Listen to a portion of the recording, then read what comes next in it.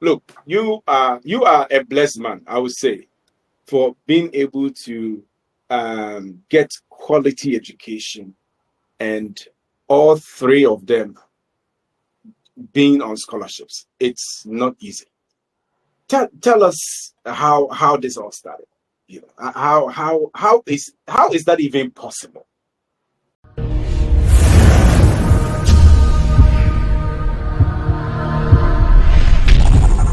Okay, this is a good point for us to focus our attention on how to pay for our education. Yeah. Let's start with this. Look, you are a blessed man, I would say, for being able to get quality education, and all three of them being on scholarships. It's not easy. Tell us how this all started. How is that even possible?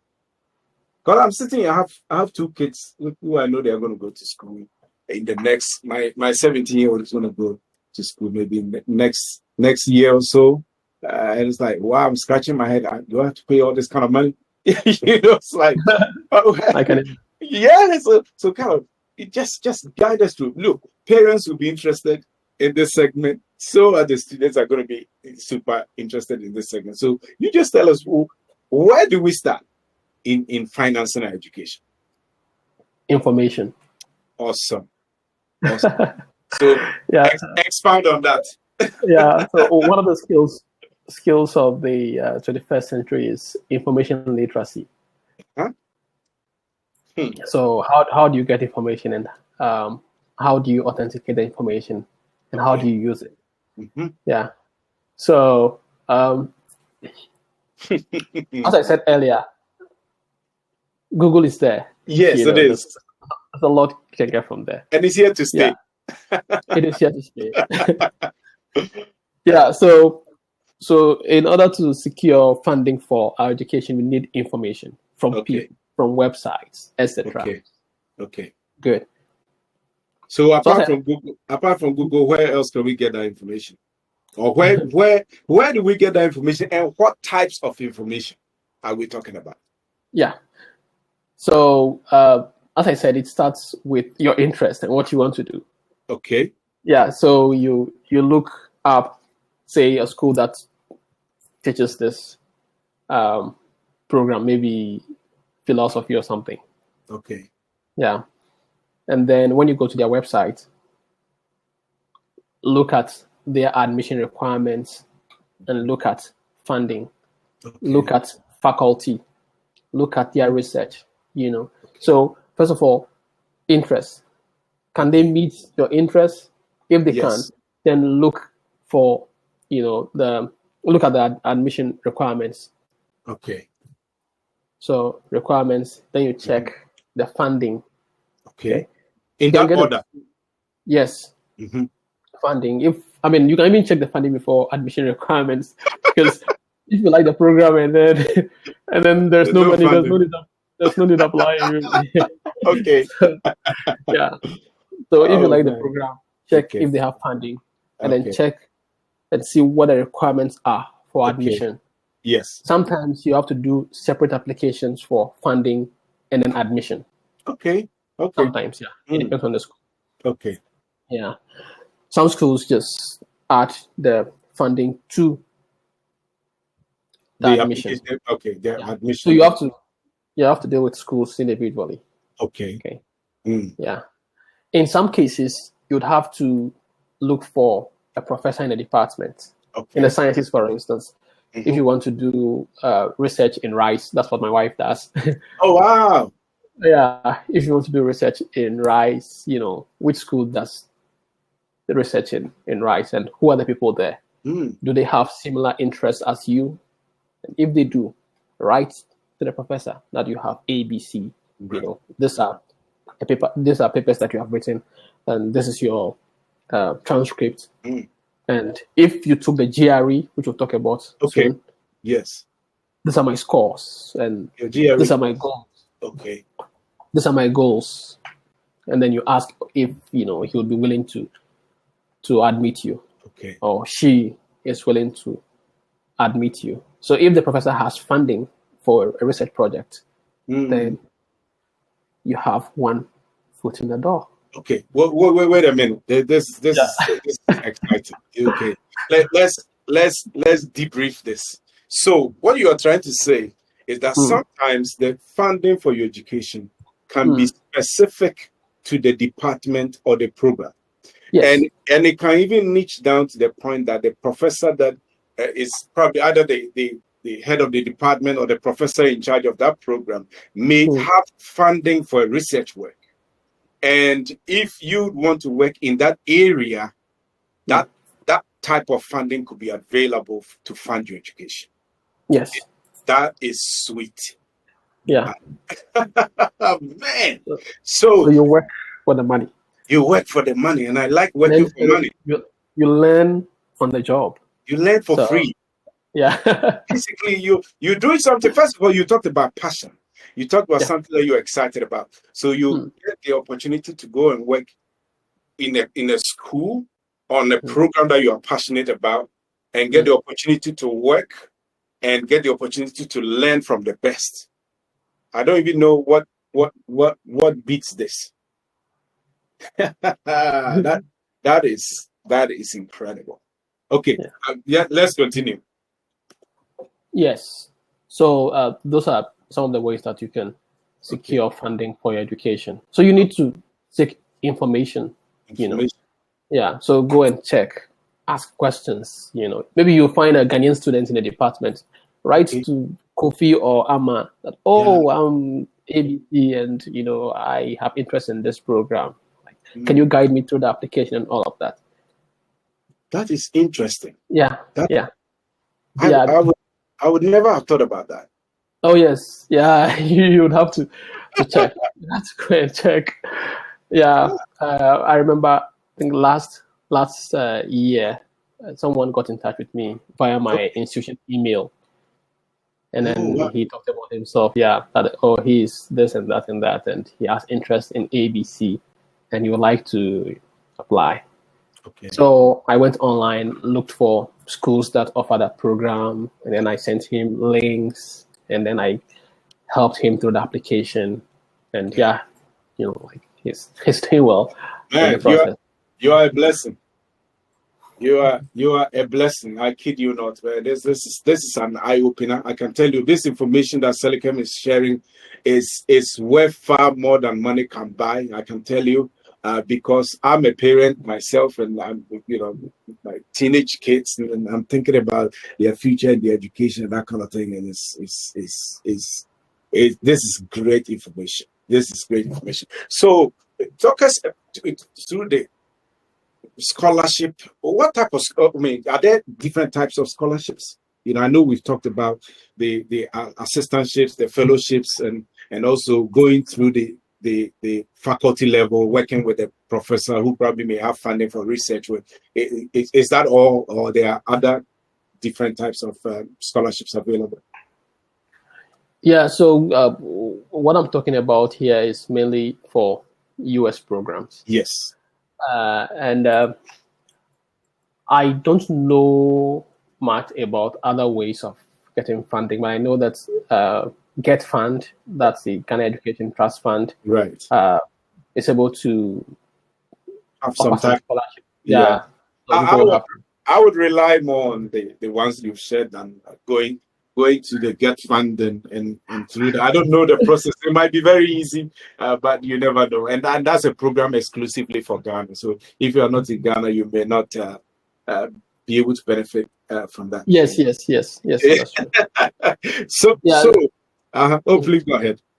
So if your country has something of that sort, where they are able to help students, you can apply to that. And there are other international scholarship avenues that you can explore. Right. I don't know much about them because I did not explore that area, and I think that the system is quite different in Europe. Yeah. So. Than the US, right? So right now we will zero in on the US because that's what we know. Yeah. So in terms of resources. Is there any kind of centralized repository of, let's say, websites or things like that that people can visit to learn more about various types of scholarship offerings available, or they have to go visit the school and go through the faculty level and see what's available? Yeah, so I think that just going on Google and looking at like scholarships, you check and then just go through. It's a lot of work. Yes, a lot of work. It's like a full time. It's like full time. Yeah. Yeah. So I think that what's important here is the goal should be about working on something like research and interest and all of that. If you put the money first, you will not get it. You might end up in a program that you don't like. and if you are in a program that you don't like, that's hell. Your struggle will be more than necessary. You're going to have struggle when you're in a program that you like, right? But the struggle will be more. Yeah. I like that. Yeah. Just imagine doing something that you have no interest in, at the graduate level. And grad school is tough. I'm being honest, it's tough. Yes. Yeah. So you don't want to be in an area where you don't have interest in. Yes. No. So what would I need if let's say I'm an African and I want to do a grad program? I'm in Accra or Nairobi or Cape Town, and I want to really, really jump on a graduate program. What do I need to have to be able to get me to take the kind of steps that you have taken? What do I do? Is there a specific grade point average or specific I don't know. I don't know. Is there, what kind of exams do I need to do? You talked about GRE earlier. Is that the only exam that I need to do? Just expand on a little bit, in terms of the application process. A little bit. Yeah, generally you need to submit your transcript, and that transcript, has your GPA. Yes. And as far as I know, most schools have a cutoff of about 3.0 out of 4.0. Wow. And you were doing 3.9 apps. Yeah, so it tells you that even though we have like 3.0, 3.5, or 3.25 as the cutoff, people are getting almost 4.0. My goodness. And are applying. So, you have to do something extra to actually get into a program where you have several people, supplying transcripts with 3.95, etc. Wow. Yes. And think about you also competing with the guys coming from Asia, and I'd say Vietnam, India, Pakistan, and they are also coming with all these. Some of them are super smart guys. Yeah. So it is not just about the GPA. Okay. That is why you have a list of things. So we started with the GPA. Okay, so generally it's 3.0, but you have to check for the specific school that you want. Maybe they want 3.5, they want 3.6. They will state it there. Okay. Then some schools or some programs require the graduate record examinations. Okay, that's GRE. GRE. And some schools have cutoff points for the GRE. Okay. Some schools do not have cutoff points for that. So, when you are doing your search, you look for specifics. Okay. Then you might also have to submit TOEFL scores. Oh, okay. That's to prove that you can. It has been English. Write English or understand. After all the English colonial people did to us, they still require us to prove that we can speak English, right? Anyway. So what's the full acronym? I don't even know what the full acronym, what it means. I think it's a test of English. Okay. As a foreign language. Okay. Yeah. Okay. Yeah. Okay. Yeah. So that's one too. Schools might have cutoff points, so you have to check. Wow. Some schools might not ask you at all because you are from Ghana. Some schools would ask you. Would ask. Yeah. Okay. Yeah. Okay. At least the Then, colonialism works to an extent sometimes. It helps, yeah. yeah. And then letters of recommendation. Oh, okay. Yeah, you need recommendation from your professors or your superiors at work if you work. So what that means is that you better put on a good attitude whilst you're there. Yeah. So generally it's 3 letters, sometimes. Okay. Yeah. Wow, 3 of them. Yeah. Go ahead. Is it so from 3 different mentors that you had in school and probably work experience or your boss, that kind of thing? 3 different people. Yes. Okay. I got that. And they generally have to attest that Selikem was a great student and hardworking and that kind of thing.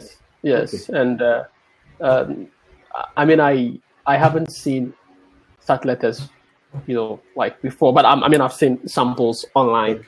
But it's important to have like an evidence-based kind of letter. Why are you saying the student is exceptional? Like you should show it. Yeah, this is for the recommenders, not for. but this is useful because students need to actually be active in class, because if you are always coming late and you're at the back and all of that, and you are not contributing to discussion in class, your professor does not know you, so he or she cannot vouch for you. Yes. Yeah. So the whole thing requires a lot of work at various levels. Okay. Wow. Yeah. Wow. So if you're in school right now and you are thinking about graduate programs, please make sure that you are actively involved in your classroom work. Talk to your professors, ask them questions, like look for problems, solve them, and discuss them with your professors. Go for office hours. Don't just hold your book and walk to class and walk back home and shout. No. And you've got to be involved in. Yeah, there's some people who behave like ghosts, right? When they come, nobody sees them. When they go, nobody sees them, right? And they are not memorable. So, man, you don't want to be that. You don't want to be that. Yeah, yes. So that's about the letters of recommendation. So that's the 4th thing on the list, basically. Yeah. So 1, 2, yeah. And then where do they have to write some essays and that kind of thing? What? The next one is a statement of purpose. Okay. Yeah. What does that mean? Or personal statement, or letter of intent, or statement of intent. They have different names. Yeah. So talk to us about that. This statement is. This is good information, by the way, man. This is great. I'm just loving this, man. You have no idea. Go ahead. So this is one of the most important documents in the application. Your statement of purpose. Purpose. Why do you want to be here? Yes. So if your purpose does not align with the goals of the department, then you are thrown out. Yeah. Wow. So you don't sit and say, "Oh, I got a very high GPA, but I did not get in." No, what was your purpose? Exactly. Yeah. So it's about compatibility, in terms of yes. goals and all of that. So that having, let's say, somebody, maybe a program, somebody has, let's say, a 3.3 GPA, right? Mm-hmm. And in the school, there are a lot of 3.9s and 3.8s applying. And maybe that person has a very unique background story about maybe their life experiences that has shaped the reason why they want to pursue that kind of program in school, and they're able to properly articulate that rich background story. Would that be of help? Yes, that can be of help, but it has to go along with the other documents. Okay. So if we see that, I'm assuming I'm one of the members of the admissions committee, and then we see that, this student has a very good research background. Okay. The student did a long essay and wrote a beautiful work. The student has a good GRE score, good letters of recommendation. Right. And then the GPA is low. Okay.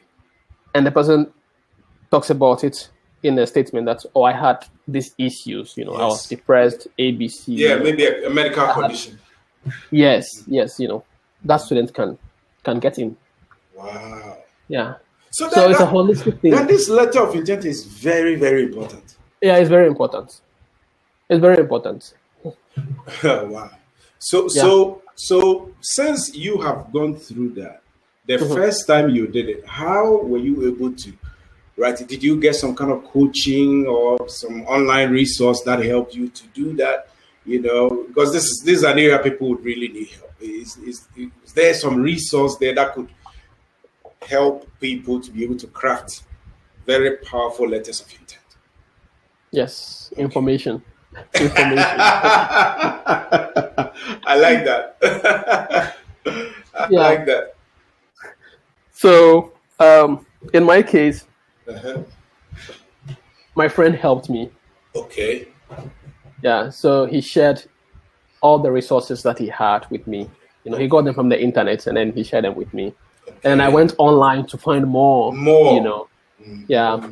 And then I sat down to craft mine based on my interests and what I have, what I've done over the years.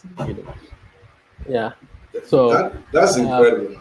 Yeah, you can go online and look for sample personal statements. You can ask online, what are the most important things to include in your statement? You get a lot of documents, a lot of pages, and then information that you have, and then you decide which of them is useful for your application.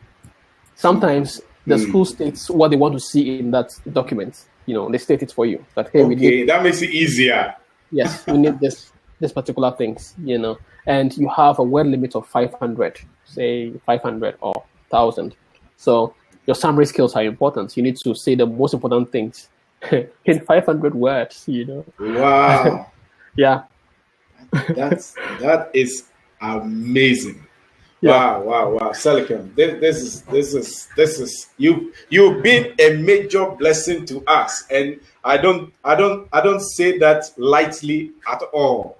This information, if you get it and you act on it, I believe is just going to revolutionize your academic pursuit, especially in the United States. And actually, we're just about to wrap up. But Selikem, in the nutshell, what advice would you give to me if I was contemplating coming to study in the United States right now, and I was a young, I had just finished university in Ghana or Addis Ababa or anywhere, and I really, really want to come to the United States to study. What advice would you give to me in summary? Yeah, before that, I needed to include one of the components of the application. Oh, okay. Wow. Let's go on. Let's go on. So the application is not free generally. It's not free. You have to pay application fees. Okay. And this can be expensive. Okay. We are looking at how much on average? I mean, on average, say $60. Okay. $60. Yeah. Okay. And some schools actually have what we call waiver. Oh, okay. Waiver. What does it mean? Yeah. So you write to the school and tell them that you don't have the finances to apply. So they have programs for that. Some schools do, not all schools. Okay, but $60, $60 in the grand scheme of things it's a drop in the bucket. But especially try to go on a scholarship program that costs like tens of thousands of dollars every year. Anyway, yeah, that's true. Anyway, people are different. When somebody is coming from, let's say, very rural part of town and life is hard, $60 could be a mountain. Yeah. Some are really expensive. Oh wow. Okay. Yeah. So the highest I paid was $125. Okay, that's the highest. Yeah, and then I got a waiver from Harvard when I was applying because they have this waiver system. So I just wrote to them, and then would ask you to supply certain documents to show that indeed you don't have the money. Okay. It's not just a random thing. You need to show by evidence that you don't have the money, and then you need to show them that you are broke. Basically. Yeah, and the other issue is that if you're applying, don't apply to only one school. Okay. As I did. I applied to only one school. I was just, blessed or lucky to get in. Okay. If you really want to go and study, apply to as many as 5 schools. Okay. 3 to 5 for 3 to 5. masters. Okay. Yeah, PhD, usually people do 10. I did 8. Wow. After the 6th rejection, I did 8. Yeah, and I got 6 out of 8. Really? Oh yeah. So you see how the math works. The previous one they rejected you 6. This time you won 6, so it squares up. Yes. Yeah. Amazing. Yeah. Wow. So it's not easy, but we can all do it. It's Yes. possible. Yeah. Yes. So application fee is there to pay. Okay. So advice to anyone who wants to apply. Yes. First of all, the person should rewatch the video. Okay. That's a good one. That's the number 1 criteria. Yes, because I talked about a lot of things. Yes. But I'll just give a summary. Yes. Yeah. So first of all, discover what you want to do. Okay. And once you are setting on that, talk to people. Yes. Yes. Go to the internet and look up schools. You can start by looking at rankings, in college rankings. In areas. Yeah, you can look for program rankings. So best schools in, say, clinical psychology, best schools in this. Right. Then you choose, they have tiers. So you choose, say, 2 schools from the top tier, 2 from the middle, and then 2 from the bottom. So that if you're not able to get to the top, you get You're covered everywhere. Yeah. you're diversifying your options. Yes. Yeah. And if it happens that you get all of them, you sit and then you compare, who meets my needs best, who is here that I can work with. Yes. Then you look at the finances and all of that. Can I live in the cold? I don't want to be in Wisconsin and Minnesota, right? Or Buffalo, New York. I prefer some Miami, Florida, and Texas, and those kind of places. Yes. Yeah. So that's very important. Checking the schools and selecting where you want to go. Yeah. And people should not be afraid to apply to the top schools. Big schools. Yeah. Most people are scared of them. Most people are scared. Why? Most people are scared because they think. You see, they have this defeatist mindset that I don't belong here because my parents are not of this class or that. They can't just picture themselves being there. And I think that's the reason why, Selikem, you've been a blessing to us because now you've helped open our eyes, and you can only go so far in life as far as you can see. So most people have not been able to see. Therefore, their minds have not traveled there. So their physical bodies cannot be there. Right. So what you're doing or what you've done for us today is you've taken their minds to the possibility. so that now they can say, wow, does it mean that I will be able to at least attempt to go to maybe a Harvard or a Yale or NYU?